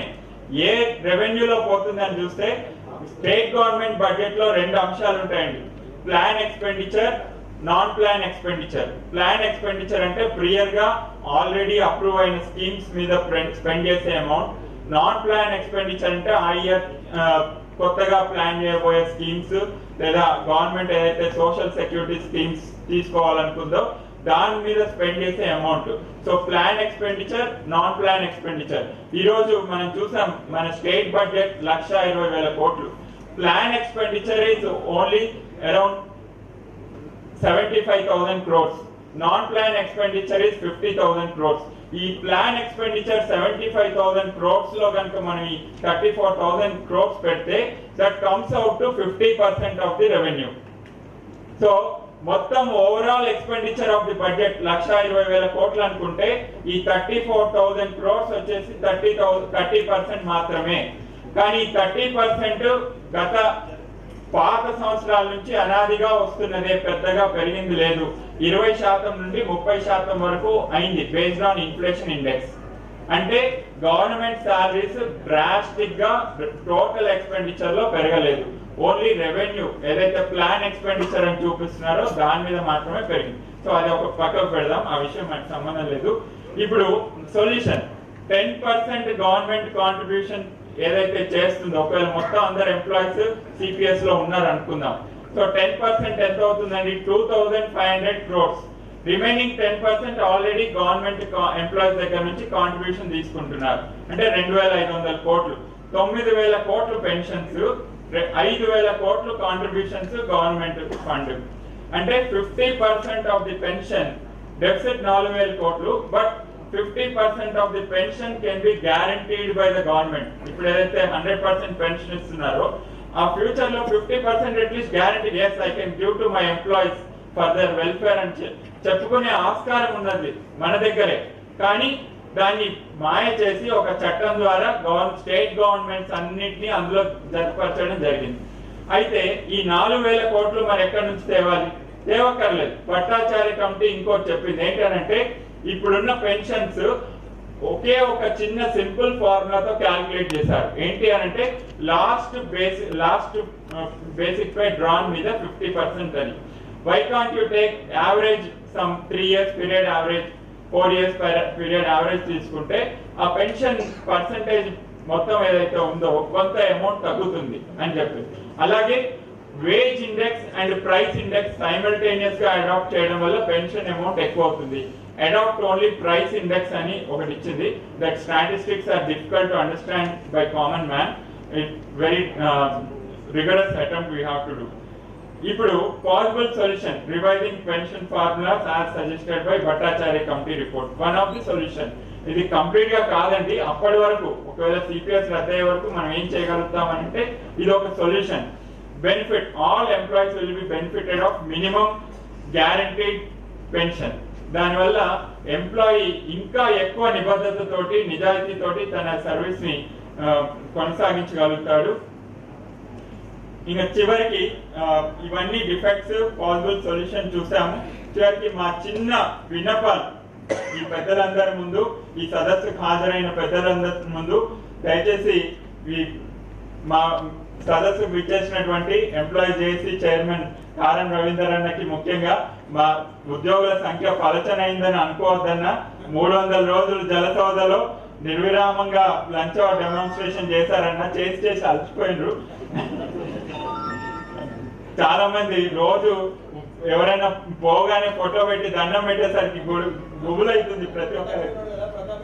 ప్రతాపే నిదర్శనం. ఎన్నోసార్లు ప్రతాప్ అన్న వచ్చి నివాళులు అర్పించింది కూడా జలసౌదలో.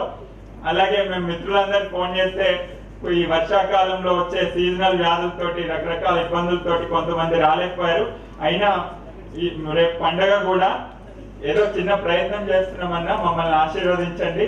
అలాగే మన చైర్మన్ ప్రకాష్ గారు, వారు ఎంతో ఉన్నతులు, విద్యావంతులు. ఒక సమస్యని కూలంకషంగా స్టడీ చేయడంలో వారికి ఉన్న ప్రతిభ ఇంకా బహుశా మన తెలంగాణ రాష్ట్రంలో అరుదుగా ఉంటారు అటువంటి నాయకులు మనకి. ఎందుకనంటే మేము ప్రతిసారి ఆయన స్పీచ్ విన్నప్పుడల్లా కూడా మా అంచనాల నుంచి ఒక రకమైన ఉత్తేజం వచ్చి ఇంకా ఎక్కువ పని చేయాలి తెలంగాణ రాష్ట్రం కోసం, తెలంగాణ అభివృద్ధి కోసం. ప్రాజెక్ట్ వారికి కూడా తెలుసు. పగలు రాత్రి మేము జలసౌదలో సిడిఓ ఆఫీస్ లో రైట్లు వేసుకుని కూర్చొని కాళేశ్వరం ప్రాజెక్ట్ డిజైన్ చేస్తుంటే ప్రత్యక్ష సాక్షి వాళ్ళు. మన తెలంగాణ నీటి అవసరాలని మొత్తం భారతదేశ లెవెల్లో చాట్ చెప్పిన వారిలో వారెంతో కీర్తింపబడిన వాళ్ళు. సో అన్న, మీరు కూడా ఈ చిన్న ఎంప్లాయీ సమస్య మీద మీ కృషిని మీ పట్టుదలతోటి దీన్ని అనాలిసిస్ చేసి మాకు ఎంతో కొంత న్యాయం చేయాల్సిందిగా కోరుతున్నాం. సో మన సిపిఎస్ ఎంప్లాయీస్ కనీసం మినిమం బెనిఫిట్స్ ఏంటి, మనం ఏం అడుగుతున్నాం ఇప్పుడున్న పరిస్థితుల్లో? ముందు సిపిఎస్ రద్దు సెంట్రల్ గవర్నమెంట్ చేతిలో ఉన్నాయన్నారు, నిజమే. మరి మన స్టేట్ గవర్నమెంట్ పరిధిలో ఏమున్నాయని అంటే implementation of family pension as per provisions of 1980 service pension rules. ఇది ఒక్కటి అన్న మాకు ఏపీ గవర్నమెంట్ కూడా ఇచ్చింది, ఆ లైన్ లో సెంట్రల్ గవర్నమెంట్ కూడా ఇచ్చింది, ఆ లైన్ లో మాకు కూడా దీన్ని సాధించి పెట్టాలని కోరుతున్నాం. అలాగే implementation of employee health scheme for employees retired under CPS. ఇది చాలా చిన్న కోరిక అన్న. ఈహెచ్ఎస్ కార్డ్ ఎలిజిబిలిటీ అనేది ఎందుకనంటే ఉద్యోగులందరూ ఉన్నవాళ్ళు కాదన్న, మనకు తెలుసు. ఎంతో కష్టపడి చదువుకుని లక్షలాది మందితో పోటీ పడి ఉద్యోగానికి వస్తున్నారన్న. ఎందుకనంటే వాళ్ళకి రెండు ముఖ్య ఉద్దేశాలు: ప్రభుత్వానికి ప్రజలకి సేవ చేయడం, అలాగే ఒక భద్రత, తన కుటుంబానికి భద్రత ఉంటుందని చెప్పి వాళ్ళు అనుకోవడం వల్ల ఎంతో పోటీని తట్టుకుని 30 ఏళ్ళైనా 32 ఏళ్ళైనా కష్టపడి ఉద్యోగాలు కాంపిటీషన్ లో నెగ్గి ఉద్యోగానికి వస్తున్నారు. వాళ్ళని రోడ్డు మీద పడేయద్దని మా విన్నపం అన్న. అలాగే assuring minimum guarantee pension to enable the employee lead the life securely at a fag enough life. అంటే ఏదో ఒక స్కీమ్ పెట్టండి అన్న స్టేట్ గవర్నమెంట్ తరఫున. ఒకవేళ ఇమ్మీడియట్ గా ఎగ్జిట్ అవ్వకపోతే ఉద్యోగ బంధు అని పెట్టండి, ఉద్యోగ ఆదరణ అని పెట్టండి, ఏదో పెట్టండి. కొంత మినిమం గ్యారంటీ ఇచ్చి ఆ డెఫిసిట్ ఏమన్నా అమౌంట్ ఉంటే ఉద్యోగికి అందేటట్టు, పాపం ఆ ఓల్డ్ ఏజ్ లో ఎవరి మీద ఆధారపడలేని పరిస్థితిలో ఉన్న వాళ్ళని ఆదుకోవాలని కోరుకుంటున్నాను. అలాగే మన టీజీఓ జనరల్ సెక్రటరీ గారు సత్యనారాయణ అన్నని కూడా మేము ఈ వేదిక ద్వారా ఈ మినిమం కోరికల్ని ప్రభుత్వం దృష్టికి తీసుకెళ్లాల్సిందిగా కోరుతున్నాం. థ్యాంక్ యూ అన్న. ఎందుకంటే మన టీఎన్జిఓ కానీ టీజీఓ కానీ ప్రభుత్వం మన మొత్తం ఉద్యోగుల సమస్యల్ని ఏ రకంగా ప్రభుత్వం దగ్గర తీసుకెళ్లి సమస్యలు పరిష్కారం అయ్యేటట్టు ఇన్నేళ్ల నుంచి కృషి చేస్తున్నాయి. మనం ప్రత్యక్ష సాక్షులం దానికి. వారి ద్వారా తప్పితే మనం ఏ విధంగా పరిష్కరించుకోవాలో మనకి అర్థం కాదు. పెద్దన్నల దగ్గరికి వెళ్తేనే కొంత న్యాయం జరుగుతుందని మా భావన. థ్యాంక్ యూ అన్న. ఈ ప్రజెంటేషన్ అంతా కూడా ఓపికగా విన్నందుకు పేరున మన ఎంప్లాయీస్ జేఏసీ చైర్మన్ రవీందర్ అన్నకి, ప్రకాష్ గారు చైర్మన్ జలవనరుల అభివృద్ధి సంస్థ గారికి, మన retired engineers forum general secretary Shyam Prasad Reddy గారు. పేరు చెప్పగానే పరిచయం అవసరం లేదు. రాష్ట్రంలో ఉన్న సమస్యలన్నీ తనవే అన్నట్టు పగలు రాత్రి సీఎం చెప్పగానే ఎక్కడంటే అక్కడ వెళ్ళి ఆ సమస్యను పరిష్కరించడంలో దిట్ట మనన్న మనకు తెలుసు. మనం అలాగే వెంకటేశ్వర అన్న చూసినాం. తెలంగాణ ఉద్యమంలో ఇంజనీర్లందరినీ ఏకతాటి మీద తీసుకురావడంలో సఫలీకృతులైనటువంటి మన వెంకటేశ్వర అన్న కూడా ఈ సమస్య మీద దృష్టి సారించాల్సిందిగా మేము కోరుతున్నాం. ఎందుకంటే అటువంటి పెద్దలు మన గౌరవ ముఖ్యమంత్రి గారి దగ్గర అప్పుడప్పుడు వెళ్తుంటారు. ఉద్యోగుల సమస్యల మీద కొద్దిగా కాన్సన్ట్రేట్ చేసి, ముఖ్యంగా మేజర్ ఎట్లాగో మిగతావన్నీ పెద్దన్నలు చూసుకుంటారు, కానీ సిపిఎస్ ఎంప్లాయీస్ అనేసరికి ఎవరిది వారే అన్నట్టుగా అయిపోతుంది రాష్ట్రంలో. అది కానియద్దన్న మీరు ఏదో రకంగా చేసి అందరినీ ఒక తాటి మీద తీసుకొచ్చి సమస్యను సాల్వ్ చేయాలనుకున్నాం. ఈ ప్రజెంటేషన్ ని ఇప్పటి వరకు చనిపోయినటువంటి సిపిఎస్ ఉద్యోగుల కుటుంబాలకి అంకితం ఇస్తూ థ్యాంక్ యూ వెరీ మచ్ అన్న. మేము సంఘం పెట్టుకుని మేము ఏదో పేరు సంపాదించుకోవాలి కాదన్నా. ముఖ్య ఉద్దేశం ఏంటి అనంటే ఎవరైతే చనిపోతున్నారో వాళ్ళకి మా సంఘం కింద గ్రూప్ ఇన్సూరెన్స్ స్కీమ్ చేయించామన్నా. వాళ్ళు అన్యాయం అయిపోకుండా వాళ్ళ తల్లిదండ్రులు మంచి సూచన చేశారు మన రిటైర్డ్ ఇంజనీర్ శ్యామ్ ప్రసాద్ రెడ్డి గారు. ఒక్కసారి ఉద్యోగస్తులు అందరూ కూడా మన ముఖ్య అతిథులతో కలిసి ఇప్పటి వరకు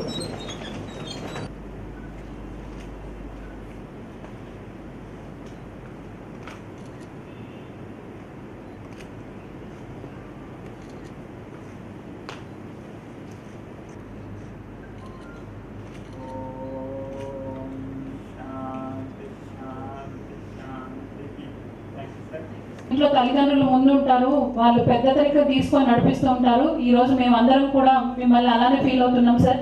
ఇది దయచేసి గవర్నమెంట్ దృష్టికి తీసుకెళ్ళండి. మన పరిష్కారానికి మార్గం కూడా మీరే వెతుకుతారని అనుకుంటున్నాం సార్.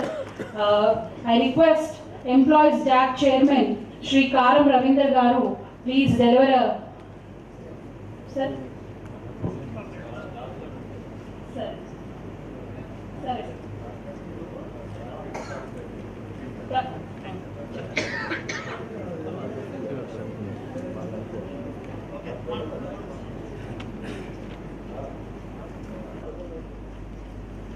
సంక్షేమ సదస్సుకు ముఖ్య అతిథిగా చేసిన గౌరవనీయులు తెలంగాణ జలవనరుల అభివృద్ధి చైర్మన్ అన్న వి ప్రకాష్ గారికి, అదేవిధంగా తెలంగాణ టీఎన్జిఓ యూనియన్ అధ్యక్షుడు టీజేసీ చైర్మన్ శ్రీ కాలం రవీందర్ రెడ్డి గారికి, మరి అదేవిధంగా వేదిక మీద ఆసీనులైన తెలంగాణ ఇంజనీర్స్ జేఏసీ అధ్యక్షుడు అన్న వెంకటేశ్వర గారికి, ప్రధాన కార్యదర్శి అన్న శ్యామ్ ప్రసాద్ రెడ్డి గారికి, డాక్టర్ జి రామేశ్వరరావు సార్ గారికి, అదేవిధంగా Telangana గెస్టెడ్ officer association general secretary అన్న సత్యనారాయణ గారికి, తెలంగాణ గెస్టెడ్ ఆఫీసర్స్ హైదరాబాద్ జిల్లా అధ్యక్షుడు సోదరుడు కృష్ణ యాదవ్ గారికి, వేదిక మీద ఆసీనులైన శ్రీనివాస్ రెడ్డి గారికి, మరి అదేవిధంగా మిగతా పెద్దలందరికీ, తెలంగాణ నాన్ గెస్టెడ్ ఆఫీసర్స్ మరి అదేవిధంగా టీజీఎస్ తరఫున మీ అందరికీ నమస్కారాలు తెలియజేస్తున్నాం సార్. నిజంగా ఈ సదస్సుకు ముందు వీళ్ళు చేసిన కార్యక్రమాలు కొన్ని పెద్దల దృష్టికి, ప్రకాశాల దృష్టికి కానీ అదేవిధంగా మిగతా టీజీఎస్ చైర్మన్ గారికి, మిగతా సత్యనారాయణ గారికి దృష్టికి తీసుకొచ్చిన ప్రయత్నం. నిజంగా రామకృష్ణ దగ్గరికి వచ్చి అన్న మేము ఈ సిపిఎస్ ఉద్యోగులందరం కలిసి కింద మీటింగ్ పెడుతున్నామంటే నేను అడిగిన, అది తెలంగాణ మనకు కొన్ని సంఘాలు టీఎన్జిఓస్ తరఫున, టీజీఓస్ తరఫున, ఇంజనీర్స్ తరఫున అంటే అన్న మాకు సంఘం లేదు, మేము తెలంగాణ ఉద్యోగుల యొక్క నూతన పెన్షన్ విధానం రద్దు చేసి పాత పెన్షన్ విధానం కొనసాగించాలని ఎవరైతే కోరుకుంటారో వాళ్ళందరితోని మేము భుజం కలిపి పనిచేస్తాము. మేము తెలంగాణ ఉద్యోగుల తరఫున మాత్రమే పెట్టుకుంటాము. ఇక్కడ టీజేసీ ఆధ్వర్యంలోనే మేము లంచాలు డెమాన్స్ట్రేట్ చేస్తామని చెప్పేసి నిజంగా ఒక దాదాపు 300 రోజులు 100 days 200 days అన్న ఈ వీళ్ళు ప్రతిరోజు నిజంగా నాకు అనిపించింది తెలంగాణలో ఇంత గొప్ప త్యాగం చేసే ఉద్యోగ వ్యవస్థ అంటే మన వరకు మనం ఎన్నో ఉద్యమాలు చేసాం, కానీ మన తర్వాత వచ్చే జనరేషన్ కూడా నిజంగా మనందరినీ ఆదర్శంగా తీసుకున్నందుకు నిజంగా ఆలోచిస్తే చాలా గర్వంగా ఉంది. దాదాపు 200 రోజులు వీళ్ళ లంచవ ధర్నాకి గౌరవ అప్పటి ఇరిగేషన్ మినిస్టర్ హరీష్ రావు వచ్చిండు, అదేవిధంగా ప్రకాష్ వచ్చిండు, మిగతా చాలా మంది దాదాపు ఒక 15-20 మంది ఎమ్మెల్యేలు వచ్చిండు.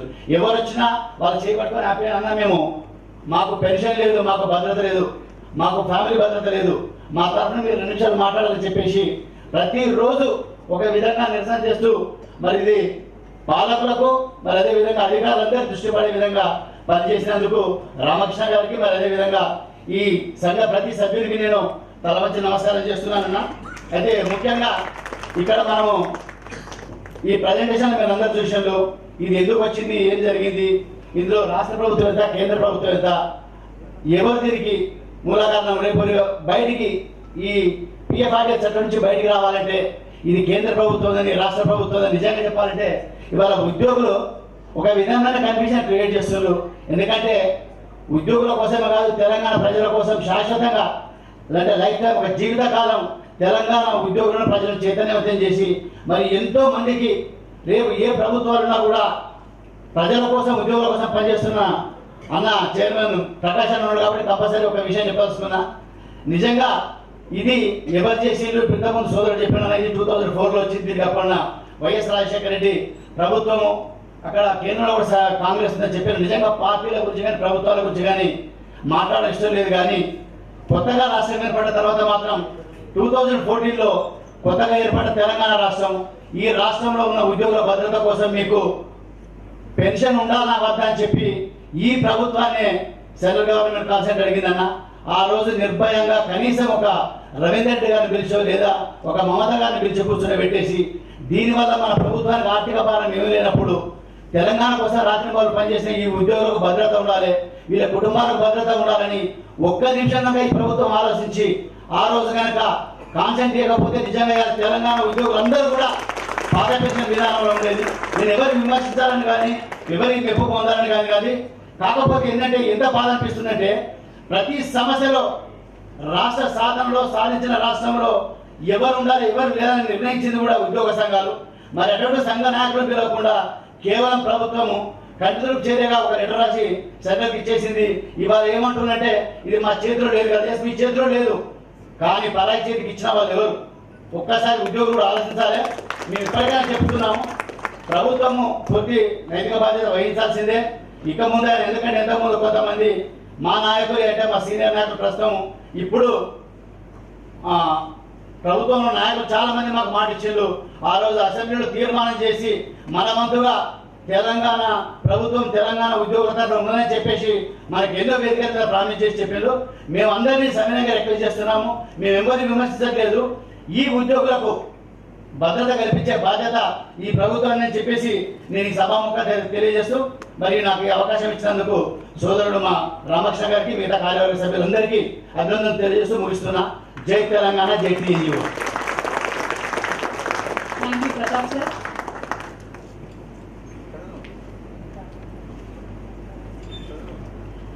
ఇప్పుడు టీజీఓ హైదరాబాద్ ప్రెసిడెంట్ శ్రీ కృష్ణ యాదవ్ గారిని సిపిఎస్ గురించి మాట్లాడాల్సిన తెలంగాణ ఇంజనీరింగ్ శాఖ contribution pension scheme welfare association ఆధ్వర్యంలో సదస్సుకు అధ్యక్షత వహిస్తున్న తమ్ముడు రామకృష్ణ గారికి అలాగే కార్యదర్శి మంజుల యాదవ్ గారికి అలాగే ఈనాటి సభకు ముఖ్య అతిథిగా ఇచ్చేసి గతంలో తెలంగాణ ఉద్యమంలో మనందరికీ కూడా ప్రతి అంశం మీద అవగాహన కల్పిస్తూ ముందుకు తీసుకెళ్ళిన మా పెద్దన్న మా ఇంటి దగ్గర వాసి మా అన్న వి ప్రకాష్ గారికి అలాగే మన ఎంప్లాయీకి సంబంధించిన జేఏసీ మొత్తం 4 లక్షల ఉద్యోగులకు ప్రాతినిధ్యం వహిస్తున్న ఎంప్లాయీ జేఏసీ అలాగే తెలంగాణ ఎన్జిఓ సంఘం అధ్యక్షుడు అన్న కారం రవీంద్ర రెడ్డి గారికి అలాగే మా ఇంకొక అన్న ఇంజనీరింగ్ అంటే మేము సైతము తెలంగాణ ఉద్యమంలో అని చెప్పి ఇటు ప్రాజెక్టులే కాదు ఉద్యమంలో కూడా మేము ముందే ఉంటామని చెప్పిన మా వెంకటేశం అన్న గారికి అలాగే మా ఇంకో పెద్ద అన్న శ్యామ్ సుందర్ రెడ్డి అన్న గారికి అలాగే ఇంకొక అన్న మొత్తం తెలంగాణకి మంచినీళ్ళు తాగిపించిన ఘనత మా రామేశ్వరరావు నాకు ఉన్నదని చెప్పి మీ అందరి ద్వారా తెలియజేస్తున్నాను. అలాగే మా మిత్రుడు శ్రీనివాస్ రెడ్డి గారికి, కరుణాకర్ గారికి, అలాగే మా ఇప్పుడే మాట్లాడి ధారాళంగా ఒక 200 రోజులు వాళ్ళ డిపార్ట్మెంట్లోనే రోజు ఏదో ఒక కార్యక్రమం సిపిఎస్ మీద నిర్వహించిన మా సోదరుడు, యంగ్ అండ్ డైనమిక్, రాబోయే తరానికి మంచి నాయకత్వ లక్షణాలున్న తమ్ముడు ప్రతాప్ గారికి, అలాగే ఈరోజు సదస్సుకు వచ్చిన పేరున సిపిఎస్ ఉద్యోగులందరికీ హైదరాబాద్ జిల్లా గెస్ట్ ఆఫీసుల పక్షాన, అలాగే ఉద్యోగుల పక్షాన ఉద్యమ దండాలు. ఆ రోజు 2004 సెప్టెంబర్లో ఈ పిఎఫ్ఆర్డి బిల్ అవుతున్నప్పుడు మేమందరము అనుకోకుండా అప్పుడు స్వామన్న నాయకత్వంలో సిటీ బ్రాంచ్ లో అన్న స్వామిగౌడ్ ప్రెసిడెంట్ ఉంటే, నేను పబ్లిసిటీ సెక్రటరీ ఉండే, మా రాష్ట్ర అధ్యక్షుడు సుధాకర్ అన్న, అలాగే సుధాకర్ అన్న జనరల్ సెక్రటరీ, మన కృష్ణారెడ్డి గారు ప్రెసిడెంట్ ఉండే, వాళ్ళ ఆధ్వర్యంలో ఆ బిల్లును వ్యతిరేకంగా ఆల్ ఇండియా ఎంప్లాయీస్ సంఘం తరఫున మేమందరం కూడా ఢిల్లీలో జంతర్ మంతర్లో పెద్ద ధర్నా, అంటే ఆ పోరాటం అనేది ఇప్పటిది కాదు, అప్పటి నుంచి పోరాడుతున్నాము. అటు ఎన్జిఓ సంఘంలో ఉన్నా, అటు గెజెట్ ఆఫీసర్లో ఉన్నా, ఈవెన్ మీలాంటి ఇంజనీరింగ్ డిపార్ట్మెంట్ లో ఉన్నా కూడా ఆ పోరాటం అయితే మేము చేస్తూనే ఉన్నాము. ఆ పోరాటంలో ఫైరింగ్ జోన్ వరకు వెళ్ళిన ఘనత మా అందరిది ఉన్నది. అయినా ఆ బిల్లు ఆగలేకపోయింది. అప్పుడున్న ఆల్ ఇండియా ఎంప్లాయీస్ సంఘం సంబంధించిన సుష్మన్ సేన్ అని చెప్పి ఒక ఎంపీ గారు, ఆయన ఆధ్వర్యంలో సుమారు 1 కోటి మంది ఉద్యోగులకు ప్రాతినిధ్యం వహించే ఆ సంఘమే అందరూ కూడా కొట్లాడినా కూడా పార్లమెంట్ లో ఆ రోజు మరి ఇట్లే మైకులు పనిచేసిరా, ఏం పనిచేసిరో మొత్తానికి అయితే బిల్ అయితే పాస్ అయింది. అంటే మాకున్న అవగాహన అప్పుడు మేము అప్పుడే కొత్తగా సంఘంలో వచ్చినాము, ఒక 3-4 సంవత్సరాలు అయింది. రాగానే కాంట్రిబ్యూషన్ పెన్షన్ స్కీమ్ అంటే ఇంత పెద్దగా అవుతుందని చెప్పి అయితే మేమైతే ఊహించలేదు అప్పుడున్న నాయకత్వంలో. అప్పుడు స్వామిగౌడ్ గారు బాగానే మాట్లాడారు, సుధాకర్ మాట్లాడారు. ఇప్పుడున్న కారం రవీంద్ర కూడా వరంగల్ జిల్లా అప్పుడు ఉన్న సెక్రటరీ కూడా సుబ్బన్న ప్రెసిడెంట్ ఉండే, మేమందరం కూడా పోరాడినాము. అంటే మా శక్తి కొద్ది ఈ విషయంలో 2004 నుంచి ఇవాటి వరకు కూడా పోరాడుతూ ఉన్నాం, కానీ ఫలితం దక్కలేదు. ఒకసారి రాష్ట్ర ప్రభుత్వం అంటారు, అప్పుడు కాంగ్రెస్ ఉన్నప్పుడు మా రాష్ట్ర ప్రభుత్వం అంటారు, ఆ తర్వాత బీజేపీ వచ్చిన కేంద్ర ప్రభుత్వం అంటారు. ఎక్కడున్నా ఏమున్నా 1,49,000 మంది జీవితాలను ఆధారపడిన ఈ పథకాన్ని రద్దు చేసి ఓపీఎస్ లో అందరినీ తీసుకునే విధంగా మా సంఘాలన్నీ కూడా కృషి చేయాలి. ఎందుకంటే ఒక దిక్కు ఒకటే ఆఫీస్ లా, ఒక దిక్కేమో పెన్షన్ లేని వాళ్ళు, ఒక దిక్కేమో పెన్షన్ ఉన్న వాళ్ళు. కొన్ని రోజుల తర్వాత ఏమవుతుందంటే మెజార్టీ మా తమ్ముళ్ళు అయిపోతారు. అందరం మేము ఒక ఏజ్ వచ్చినాక రిటైర్మెంట్ దగ్గర, నేను కూడా 10 ఏళ్ళలో 8 ఏళ్ళలో ఉన్నది నాది కూడా. రేపటి దినం అంటారు కృష్ణ ఏం తక్కువ ఏం చేస్తున్నాడు, మేమేం తక్కువ చేస్తున్నాము, కృష్ణ కూడా పెన్షన్ తీసేయని అంటారు. ఒక మాట చెప్తున్నా, అందుకే ఆ డిస్పారిటీ ఉండదు. కాబట్టి అన్న దయచేసి ప్రకాష్ అన్న, మీరు పెద్దలు ప్రతి దాంట్లో ప్రభుత్వానికి ఏదో రూపంలో అడ్వైజ్ చేస్తారు. కాబట్టి దయచేసి గౌరవ ముఖ్యమంత్రి గారు కేసీఆర్ గారు మంచి మనసున్న మనిషి, ఈ ఇష్యూ కూడా మీరు ఆ సార్ గారి దృష్టికి తీసుకెళ్తే తప్పకుండా ఏదో ఒక మార్గం, వాళ్ళు గ్రాడ్యుయేటీ అడుగుతున్నారు, అంటే హెల్త్ కార్డు అడుగుతున్నారు, అవన్నీ చిన్న సమస్యలేనా, పెద్దది ఒకసారి కాకుండా చిన్న సమస్యలకు ఏదో ఒకటి రూపంలో మనం వాళ్ళకు వెసులుబాటు కల్పిస్తే మాత్రం తప్పకుండా. ఈ రోజు చూస్తున్నారు మీరు, అటు ఇరిగేషన్ లో కావచ్చు, పంచాయతీరాజ్ కావచ్చు, రూరల్ డెవలప్మెంట్, ఇంజనీరింగ్ వింగ్ లో ఉన్న అందరు ఇంజనీర్లు 24 గంటలు పనిచేస్తున్నారని గౌరవ ముఖ్యమంత్రి గారే మన కార్యాచరణ అయినప్పుడు చెప్పారు. ఒక అమ్మాయి అక్కడ పనిచేస్తున్నాడు, రాత్రి 10 గంటల ముందు కూడా. ఏందమ్మా అంటే, రేపు పొద్దున ఈ కాంక్రీట్ వర్క్ సార్, దానికోసం ఎస్టిమేషన్ అవన్నీ చూస్తున్నాను నేను, స్టీల్ ఎట్లుంది ఏమని సారే చెప్పాడు ఒక మీటింగ్ లో. అట్లా ఇంత కష్టపడుతున్న ఈ ఇంజనీరింగ్ డిపార్ట్మెంట్ కావచ్చు, మిగతా వాళ్ళు కావచ్చు, అందరికి కూడా ఈ పెన్షన్ ఇప్పించే విధంగా ఈ డయాస్ మీద ఉన్న మనందరం కూడా, ఎందుకంటే రేపే వినాయక చవితి కాబట్టి ఆ గణనాథుని మొక్కి అందరికి ఒక ఆశీర్వాదంగా ముందుకు తీసుకెళ్లి మనం ఏదైనా రాని తెలంగాణ తీసుకొచ్చిన మన ఇక్కడ ఉన్న ప్రకాశన కావచ్చు, ఇక్కడ ఉన్న మన శ్యామసుందరన్న కావచ్చు, వెంకటేశ్వర కావచ్చు, అందరు కూడా 5గురుగా, అప్పుడు ప్రొఫెసర్ జయశంకర్ సార్తో 5గురుగా తెలంగాణలో మొత్తం తిరిగి భావ ప్రచారం చేశారు. ఆ తర్వాత ఉద్యమ రూపం వచ్చింది, ఆ తర్వాత తెలంగాణ వచ్చింది. 3 అంచెలుగా మనం తెలంగాణ తెచ్చుకున్నాము. పాపం వీళ్ళు 15 సంవత్సరాల నుంచి పోరాడుతున్నా. దయచేసి మీరందరూ పెద్దలు, మీరు ఆశ్చర్య మా లెవెల్లో ఉద్యోగ సంఘంగా మా గొంతులు ఎక్కడ దాకా పోవాలో అక్కడ దాకా వినిపిస్తున్నాము. అవసరమైతే పార్లమెంట్ కూడా దిగ్బంధం చేసే విధంగా మనందరం కూడా పార్లమెంట్కి వెళ్ళి ఒక కమిటీ, కొంతమంది ఉద్యోగులకు సంబంధించిన ఈ సిపిఐ సంబంధించిన నాయకులను, ముఖ్యులను తీసుకెళ్లి, మళ్ళీ అలాగే కారం నాథన్ కావచ్చు, మమతా మేడం కావచ్చు, కొంతమంది ఒక 10 మంది డెలిగేషన్ తీసుకెళ్లి మోడీ గారి దగ్గరనో లేదా ఫైనాన్స్ మినిస్టర్ దగ్గరనో ఎక్కడో ఒక దగ్గర మాట్లాడి 28 రాష్ట్రాల్లో ఎలాగైతే త్రిపుర, కేరళలో ఎట్లయితే బయటకు వచ్చారో అట్లనే మనం కూడా వచ్చే విధంగా ఏ ప్రయత్నం చేయాలో ప్రయత్నం చేస్తే బాగుంటుందన్నా. 90% ప్రజలకందరికీ సేవ చేసే డిపార్ట్మెంట్ లో పనిచేస్తున్నాం. మేమందరం కూడా అటు ప్రభుత్వానికి ప్రజలకు వారధిగా పనిచేస్తున్నాము. మా తెల్లారి రిటైర్డ్ అయితే ఇప్పుడు మన ఆంధ్రప్రదేశ్లో చూసిన ఒక ఇంజనీరింగ్ సంబంధించిన రిటైర్డ్ అవుతాడు 1090 రూపాయలు ఎంత వస్తుందంట పెన్షన్. ఎంత ఘోరమైన ఏమొస్తుంది చెప్పి 1000 ఒక ఫోన్ బిల్లు కూడా రాదు. దయచేసి మనందరం కూడా ఆలోచించి వీళ్ళకి సంబంధించిన న్యాయమైన డిమాండ్ కాబట్టి దీన్ని ఎట్లయినా మనం సాధించే విధంగా మనందరం నడుము కట్టాలని చెప్పి మీ ద్వారా తెలియజేస్తున్నాను. Thank you. జై Telangana. I invite Rajareddy, Sri Rajareddy sir, Technical Officers Association President. Please deliver your speech on this issue. ముందుగా ఇంత పెద్ద మొత్తంలో సిపిఎస్ తరఫున ఈ సంఘాన్ని ఏర్పాటు చేసి మనందరినీ కలిసే విధంగా కృషి చేసిన అధ్యక్షులు రామకృష్ణ గారికి, మంజులత గారికి కూడా అభినందనలు మీ అందరి తరఫున. అదేవిధంగా ఈ కార్యక్రమానికి ముఖ్య అతిథిగా వచ్చినటువంటి బి ప్రకాష్ అన్న గారికి, చైర్మన్ గారు, అదేవిధంగా వేదికపై ఉన్న శ్యామ్ ప్రసాద్ రెడ్డి గారు, శ్రీనివాస్ రెడ్డి గారు, ప్రతి ఒక్కరికి కూడా అందరికీ పేరు పేరున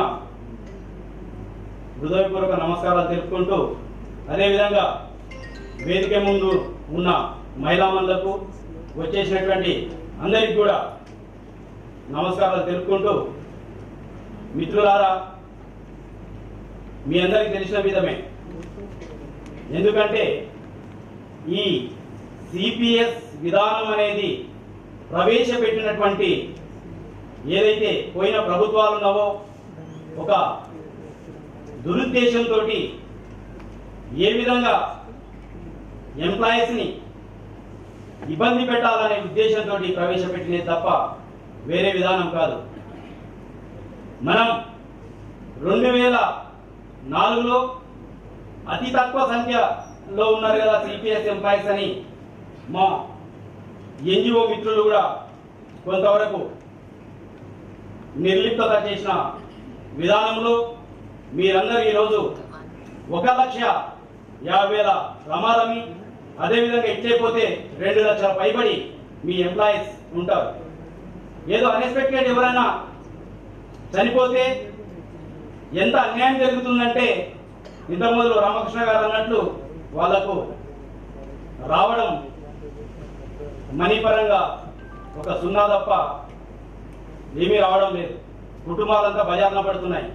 ఈరోజు పాలకులు, ప్రభుత్వాలు గ్రహించాల్సిన విషయం, ఎందుకంటే ఎన్నో విధానాలను మేము విడనాడి ప్రభుత్వానికి సేవ చేసే మార్గంలోనే ఉంటాం సార్. మమ్మల్ని కూడా మీరు అర్థం చేసుకొని పెన్షన్ విధానాన్ని ప్రవేశపెడతారని ప్రకాష్ గారి ద్వారా ప్రభుత్వానికి విన్నవించుకుంటున్నాం. అదేవిధంగా మిత్రులారా, మనం ఎప్పుడు కూడా పోరాటానికి వెనక్కిపోకూడదు. పోరాడితే పోయేదేమీ లేదు, బానిస సంఖ్యలు తప్ప. మనం ఎన్నో విధాలుగా ఇప్పుడున్న ముఖ్యమంత్రి గారి వెంబడి తెలంగాణ రాష్ట్రాన్ని సాధించాం. ఎంతో కష్టపడి శ్రమ కోర్చి లాఠీల దెబ్బలకు, రబ్బర్ బుల్లెట్ల దెబ్బలకు కూడా ఎదిరించి రాష్ట్రాన్ని సాధించుకున్న వాళ్ళం. ఈ రాష్ట్రంలో మన ఎంప్లాయీస్ కి అన్యాయం జరుగుతుందంటే ఇప్పుడున్న నాయకులు, పాలకులు కూడా గ్రహించి పెన్షన్ విధానాన్ని ప్రవేశపెట్టే విధంగా ప్రతి ఒక్కరు కూడా కృషి చేయాలని మీ ద్వారా అన్నగారిని కోరుకుంటున్నాం.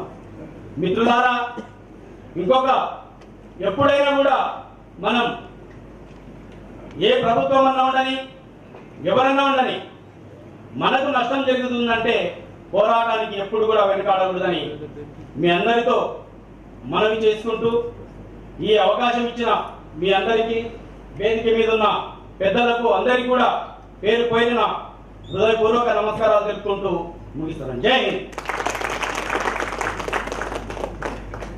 Thank you, sir. I request Shri Venkatesham sir, Engineers Jack Chairman, please come on to the, please give a speech on CPS issues, sir. ఈనాటి మన తెలంగాణ ఇంజనీరింగ్ శాఖల కాంట్రిబ్యూటరీ పెన్షన్ స్కీమ్ ఉద్యోగుల సంక్షేమ సంఘం ఆధ్వర్యంలో ఈ మినిస్టర్ ఆఫ్ ఇంజనీర్స్లో మీటింగ్ కండక్ట్ చేస్తున్న దానికి ముఖ్య అతిథిగా వచ్చినటువంటి మన అన్న పెద్దన్న తెలంగాణ జనవరుల చైర్మన్ అన్న ప్రకాష్, అదేవిధంగా మన Telangana engineer JAC chairman TNGO అధ్యక్షుడు కారం రవీందర్ రెడ్డి గారు, అదేవిధంగా మన తెలంగాణ రిటైర్డ్ ఇంజనీర్స్ మనందరికీ స్ఫూర్తిదాయకులు మా ప్రధాన కార్యదర్శి శ్యామ్ ప్రసాద్ రెడ్డి గారు, అదేవిధంగా మన Telangana engineers Jack honorary plus ఈ ఇన్స్టిట్యూషన్ యొక్క అధ్యక్షులు గౌరవ అధ్యక్షులు మన అన్న రామేశ్వరరావు గారు, అదేవిధంగా టీజీఓ ప్రధాన కార్యదర్శి మన సత్యనారాయణ, టెక్నికల్ ఆఫీసర్స్ మన కమలాకర్, తమ్ముడు శ్రీనివాసరెడ్డి అండ్ ప్రతాప్, తర్వాత మా టైగర్ ఇంతకుముందే మా కృష్ణ యాదవ్, ఎందుకంటే ఎంతో కాలం నుంచి ఉద్యోగాల నుంచి పనిచేస్తున్నటువంటి మన వీరుడు. సో మీ అందరికీ కూడా వేదిక మీద ఉన్నటువంటి ముఖ్యంగా ఈ నాయకత్వం వహించినటువంటి తమ్ముడు రామకృష్ణ, ప్రసాద్, అదేవిధంగా సిస్టర్ మంజులత, తర్వాత విజయలక్ష్మి, అందరికీ పేరు పేరు రమాదేవి, చక్రధర్, అందరికీ కూడా మహేందర్, ప్రతి ఒక్కరికి వేదిక మీద ఉన్నటువంటి సిపిఎస్ ఉద్యోగ సోదరులు అందరూ కూడా నేను ఉద్యమాభినందనలు తెలియజేస్తున్నా. చాలా సంతోషంగా ఉంది. నాకు ఈరోజు మీరు అన్నారు చాలా తక్కువ మంది వచ్చినారని అన్నారు. కాదు, వీళ్ళే రేపు వేల మందిని తయారు చేసే వాళ్ళు చెప్పి చాలా గర్వపడుతున్నా. ఎందుకంటే తెలంగాణ ఉద్యమంలో కేసీఆర్ గారు కూడా వీటికి పెట్టిన విద్యామంది వచ్చి ఇద్దరు తక్కువ వచ్చారు. ఆయన జయశంకర్ గారు కూడా ఎన్నో ఉపన్యాసాలు, విద్యాసాగరరావు గారు కూడా ఎన్నో చేసినా కూడా 10 మందితో తయారు చేసి 10 మందితో మీటింగ్లు పెట్టి 10 లక్షలు కాదు కదా 20 లక్షల మందిని పోగు చేసినటువంటి మహానుభావులు కేసీఆర్ గారు మొదలుకుంటే మన విద్యాసాగర్ వీళ్ళందరూ ఉన్నారు. నిరుత్సాహపడాల్సిన అవసరం లేదు. తమ్ముడు రామకృష్ణ, నాకు ఈరోజు ఎంత గర్వంగా ఉందంటే నేను తయారు చేసిన వీళ్ళంతా తెలంగాణ ఉద్యమంలో వీళ్ళందరినీ కూడా జలసభలో తయారు చేసినటువంటి ఈ రోజున మందుగా కానీ విజయలక్ష్మి కానీ రమ కానీ ఈ రోజు అదే స్ఫూర్తితో తెలంగాణ ఉద్యమ స్ఫూర్తితో ఒక ప్రధానమైనటువంటి ఒక న్యాయమైనటువంటి డిమాండ్ మీరు పట్టుకున్న దాదాపు 200 రోజులు జలసభలు మాకు తెలుసు. ఒకవైపు మీరు వేరే కార్యక్రమాలు ఉన్నా కూడా మొట్టమొదటి దీక్షగా మీరు చేసినటువంటి ఈ దీక్ష తప్పనిసరిగా తెలంగాణ ఎటువంటి ఎంత న్యాయమైనదో ఎంత కరెక్ట్ అయిన డిమాండో ఈ సిపిఎస్ డిమాండ్ కూడా అంతే. డౌటే లేదు. తెలంగాణ సాధించుకోవడం ఎంత తథ్యమో ఈ సిపిఎస్ కూడా అంతరించడం కూడా అంతే తథ్యమని చెప్పి నేను ఎన్నో రోజులు పట్టదు. మనకు తప్పనిసరిగా ఇదే స్ఫూర్తితో మనం చేద్దాం. పెద్దలు ఉన్నారు. ఈ రోజు నా గౌరవ ముఖ్యమంత్రి గారికి మనం తెలియజేయాలి. అసలు నేను ఒకటి అడుగుతున్నా, రవీంద్రన్ ఎక్కడున్నా? రవీంద్రన్ ఒకటే చెప్తున్నా, సత్యనారాయణ కృష్ణ యాదవ్ తెలంగాణ గెస్ట్ ఆఫీసర్ తరఫున మన అన్న ఉన్నాడు, అక్కడ నాయకుడు మంత్రి స్వయంగా ఉన్నాడు శ్రీనన్నకు మీరు గట్టిగా పడాలి మనం అందరం కూడా. ఎందుకంటే ఇంకా మీరు ఏ డిమాండ్ పెట్టదు, మీరు ముఖ్యమంత్రి గారికి ఏ డిమాండ్ పెట్టకూడదు. ఒకటే ఒక డిమాండ్, సిపిఎస్ బదులు ఓపీఎస్ పెట్టాలని చెప్పి ఒకటే డిమాండ్ పెట్టాలి. ఎందుకంటే పిఆర్సీ రాదా 61 years ఆటోమేటిక్ గా చేస్తాడు. పిఆర్సీ ఎప్పుడైనా వస్తుంది, డిఏ ఎప్పుడైనా వస్తుంది. ఏ డిమాండ్ పెట్టదు, ఒకటే ఒక డిమాండ్ వినూత్నంగా మీరు ఒకటే పెట్టండి, సిపిఎస్ బదులు ఓపీఎస్ అని పెట్టాలి. ఖచ్చితంగా ఏ డిమాండ్ పెట్టకూడదు. ఇది ఒక్కటే సమయం. ఎందుకంటే ఈ రోజున ఇప్పుడు చెప్పారు, ఈ రోజున ప్రభుత్వానికి పేరు ప్రతిష్టలు వచ్చినాయంటే తెలంగాణ ఉద్యోగులు ఎన్జిఓ నుంచి మొదలుకుంటే ప్రతి ఒక్కరు గెస్ట్ ఆఫీసర్స్ ఈ రోజున ఇంత పెద్ద స్కీమ్స్ ఈ రోజున మాకు కాళేశ్వరం ప్రాజెక్ట్ కావచ్చు, పాలమూరు ప్రాజెక్ట్ కావచ్చు, డిండి ప్రాజెక్ట్ కావచ్చు, ముఖ్యంగా కాళేశ్వరం ప్రాజెక్టుతోని అదేవిధంగా మిషన్ భగీరథ అంటే ఈ రోజున ప్రధానంగా ప్రభుత్వానికి ఇంత పేరు వచ్చిన కారణం మేజర్ ఇంజనీరింగ్ ఉద్యోగులే. ప్రధానంగా మిగతా ఉద్యోగులు కూడా వాళ్ళు శాశ్వత ప్రాక్టీసులు కానీ మన వాళ్ళు వచ్చింది. మరి ఈ రోజున అందులో పనిచేసే వాళ్ళు మొత్తం సిపిఎస్ ఉద్యోగులు అనే సంగతి మనం గౌరవ ముఖ్యమంత్రి గారికి గుర్తు చేద్దాం. తప్పనిసరిగా ఆయన ఉంటాడు. అదేవిధంగా ఇంకొకటి ఈ రోజు సిడిఓలో మొత్తం సిపిఎస్ ఉద్యోగులే. ఆఫ్టర్ 2004 తర్వాత ఈ రోజు డిజైన్స్ ఇచ్చినటువంటి అందరూ సోదరులందరూ కూడా వాళ్ళే. సో కాబట్టి ఇంకొకటి అడుగుతున్నా, ఈ రోజున ఈ ప్రభుత్వం నేను ఒకటే చెప్తున్నా, ఈ సిపిఎస్ ఆర్టికల్ 370 ఎటువంటిదో సిపిఎస్ కూడా ఉంటుందే. దాన్ని ఎత్తేస్తున్నారు, మీరు కూడా ఎత్తేయాలి. మీరు అంటున్నారే ఒకే దేశ ఒకే ప్రజ అంటున్నారు లేదా? గౌరవంగా ప్రధానమంత్రి మోడీ గారు బీజేపీలో మీకు గుర్తు రావడం లేదా? అందరూ ఒకే ఉద్యోగులు కాదా? ఏమిటయ్యా ఒకరి మోడీ ఈ రోజు మనం అడగాలి, కేంద్ర ప్రభుత్వం నిలదీయాలి. అవును, ఈ రోజున నువ్వు రాష్ట్రాల మొక్క చెప్తున్నావు, ఏదో అగ్రిమెంట్ అంటున్నావు. ఒక్క చట్టం తప్పి ఎవరు ఊహించే విధంగా రాష్ట్రపతితోని ఇమీడియట్ ఆర్టికల్ తీసుకోండి 70 సంవత్సరాలు ఉన్న దాన్ని ఒక్క కలం కూడా తీసేసావే. ఇంతమంది లక్షల కోట్ల ఉద్యోగులు ఉన్నారు, వాళ్ళ గుర్తు రాదా?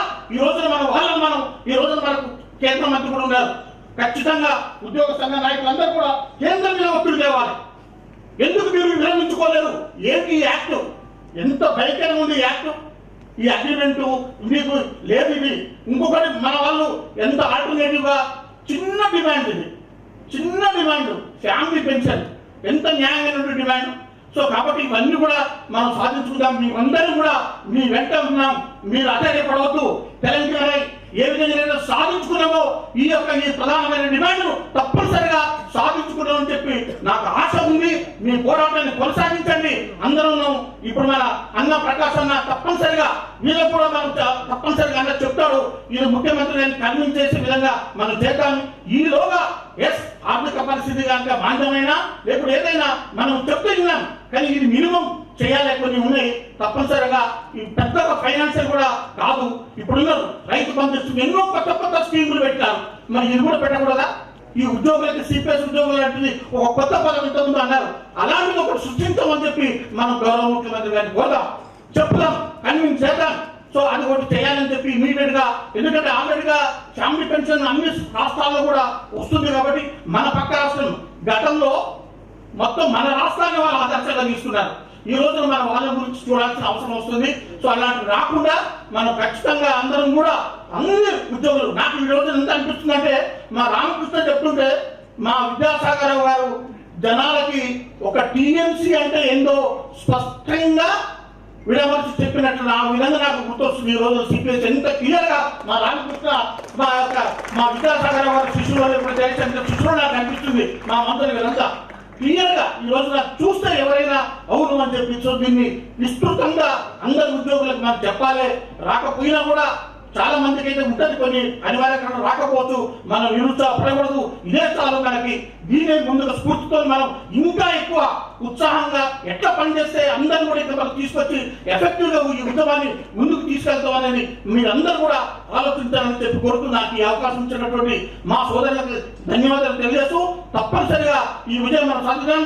అందరు తెలంగాణ ఉద్యోగుల ఐక్యత, కూర్చున్న రాని వాళ్ళందరూ కూడా నిలబడాలి. తెలంగాణ ఉద్యోగుల ఐక్యత, ఇంజనీర్స్ యూనిటీ, జై తెలంగాణ. నా దగ్గర గట్టిగా పడుతుంది. మళ్ళీ అందరూ ఈ మధ్యన ఉద్యమం తక్కువైపోయింది.